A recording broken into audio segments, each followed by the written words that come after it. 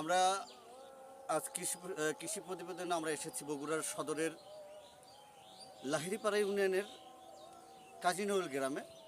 আপনারা জানেন বর্তমানে বগুড়া আলুঘাটির জন্য বিখ্যাত। আর এই সারা বাংলাদেশের মধ্যে সবচাইতে বেশি যে আলুঘাটিটি আলুর প্রস্তুত করা হয় সেটা হচ্ছে সারা বাংলাদেশে সবচাইতে বেশি আলু উৎপাদিত হয় বগুড়ায়।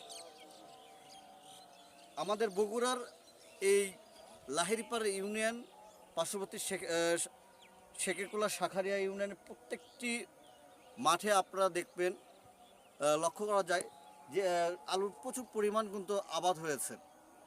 যদিও কৃষকদের দাবি এখনও তারা কিন্তু ন্যায্য সেই মূল্যটুকু এখন পাচ্ছেন না।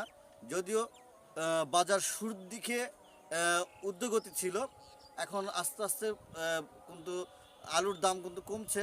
কিন্তু কৃষকেরা তো হতাশ নয়, তারা আশা করছে এইরূপভাবে তারা যদি সঠিক পরিচর্যা করতে পারে তারা একটা ভালো ফল পাবে।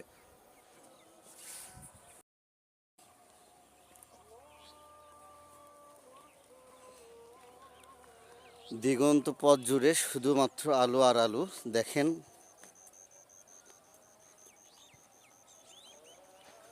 প্রতিটা ভিউ কিন্তু এখানে বা জমি যেখানে বলেন না কেন, হেক্টর বাই হেক্টর জায়গায় কিন্তু আলুর আবাদ হয়েছে প্রচুর পরিমাণ।